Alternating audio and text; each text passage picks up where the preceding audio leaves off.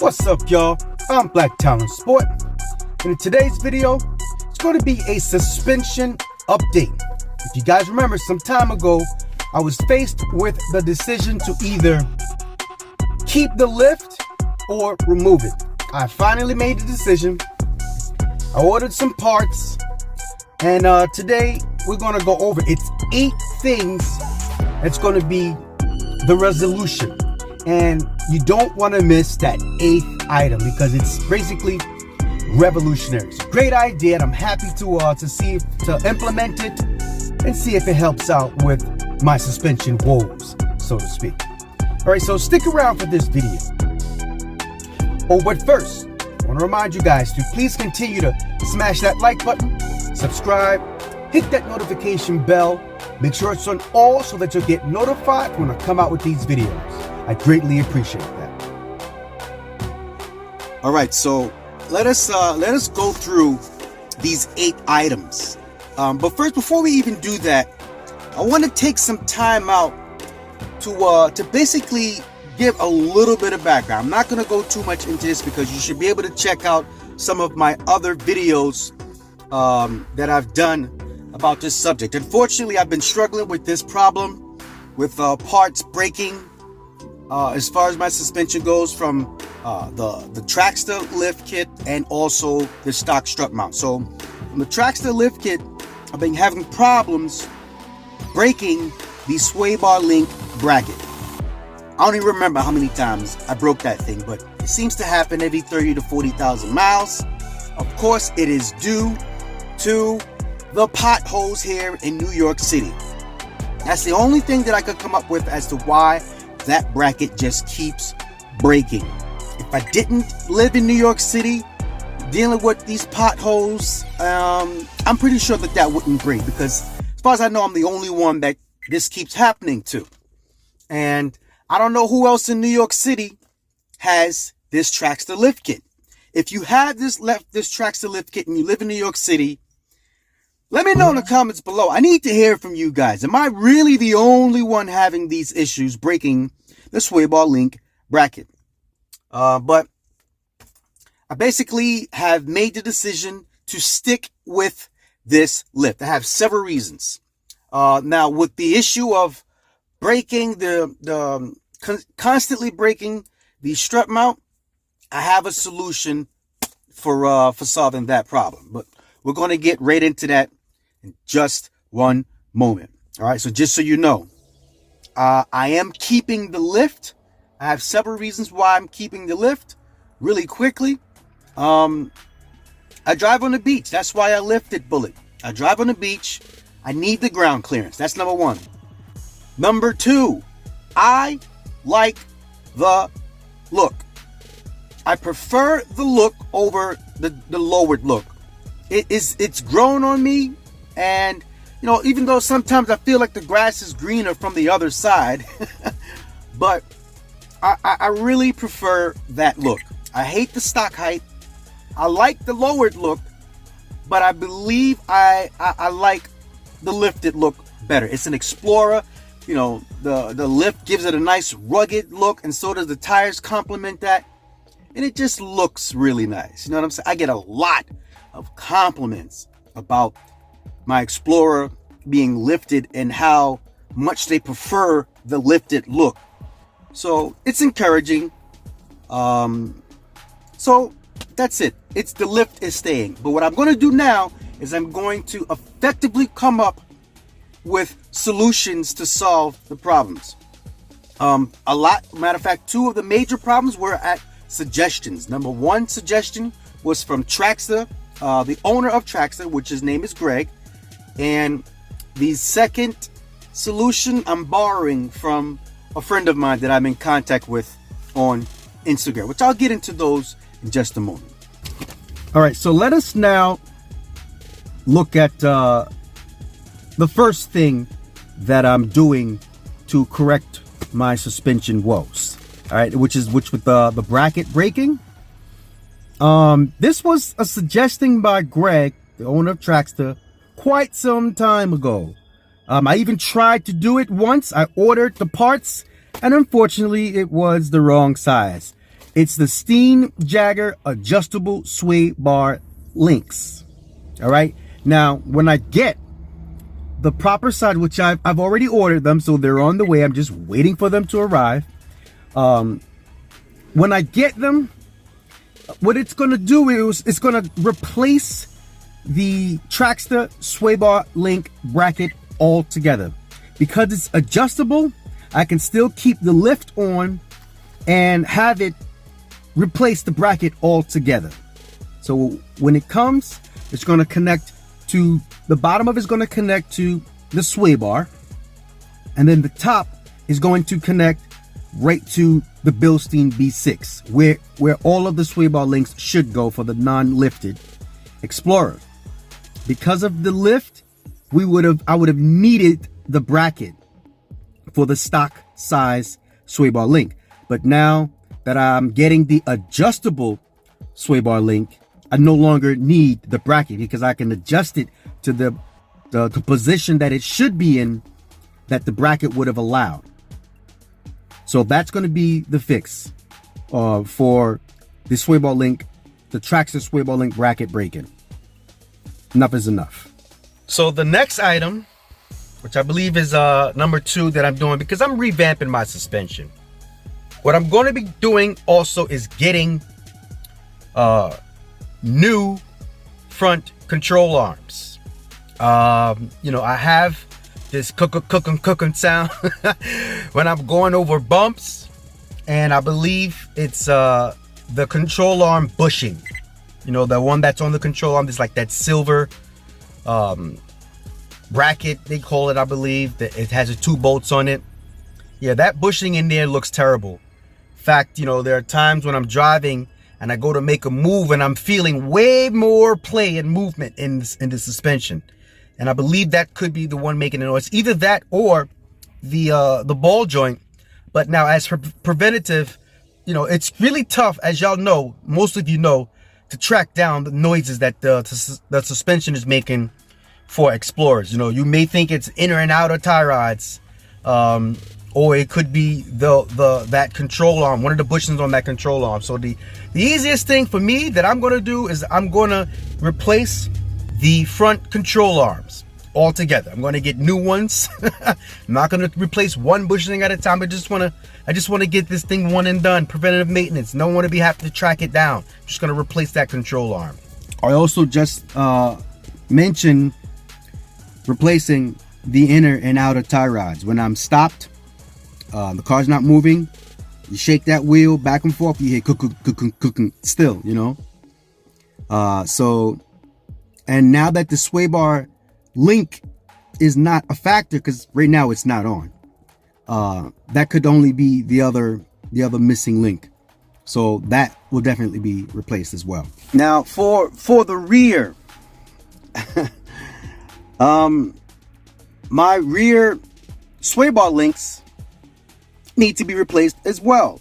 You know, I don't mention how often I replace those, but there are, you know, some pretty much intervals wherein they start making 2 noises, sometimes one before the other, sometimes together.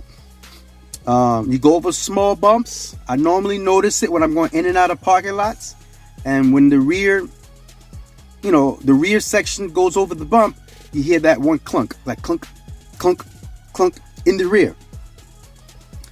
I've had that problem before, and then I just, you know, purchased new links and it went away. Another noise that it makes is like a creaking noise, like when somebody sits in the car, sits in the back, yeah. Or sometimes when I go over the bumps, it goes clunk, and then, you know, whenever the rear suspension is compressed, it's making a creaking noise. What I did before is I would spray on,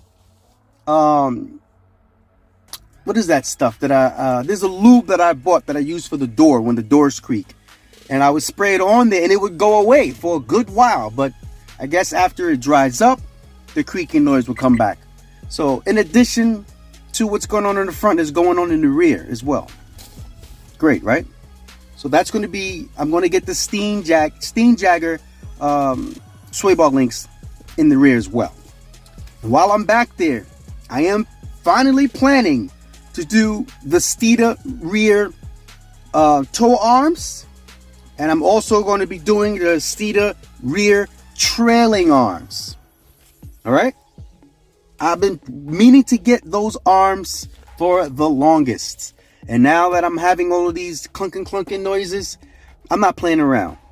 I'm getting rid of those, all of the variables back there, and as a result, my suspension is going to be just a little bit more tighter. And also, even though Ford said that my car wasn't affected for that recall for the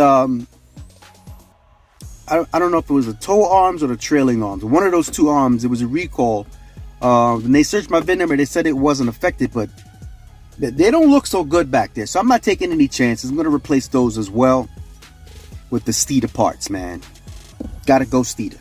Now, while I'm back there, the next thing that I absolutely need to replace is going to be my rear wheel bearings. And as a result of having to replace those, I will also be replacing the knuckle. Last time I did the front wheel bearings, the axles would not come out. It was seized. I had to replace the bearings, the knuckles, and the axles. I'm hoping that I don't have to do the same exact in the rear, but just in case, I'm going to replace the knuckle. I need the rear wheel bearings. Hopefully that axle comes out. If not, I'm going to have to replace the rear axles as well. Big bill. So now the next item on the list is somewhat preventative maintenance, but it's as a result of one of the other major problems that has been breaking with the suspension. But I'll get to that in a moment. But first, I will be replacing my Bilstein B6s. I gotta look up the mileage that I've put on them, but I've had them for quite some time. And what I would hate to do is to get all of this suspension work done, and then next you know, here go my struts need to be replaced shortly after. So I'm going to do that as well. Now these Bilsteins B6s, man, they are great. Nice and firm like how I like it. Not so great over bumps because you do feel everything in the road. But you know what I'm saying? As a suspension junkie, that's expected. They still have really good stiffness. What annoys me when the suspension starts to go bad is if when you go over a decent bump and there are two bounces. I don't have that yet, so that tells me it's still good. But I'm just trying to be have a preventative mindset for replacing those. This way, everything in the suspension, well, just about everything in the suspension will be fresh, so why not? Now this last item, it should be number 8. This last item is the most important one. It is the second item that just repeatedly breaks for as far as my suspension goes, as a result of which I believe is from the potholes. But Brooklyn Motors, the shop, they feel like it's from the brackets that goes on top of the mounts. I don't know, man. They could be putting too much pressure, but it is what it is. I have the issue with my struts blowing through the mounts. So to solve this, I basically was chatting with K&N.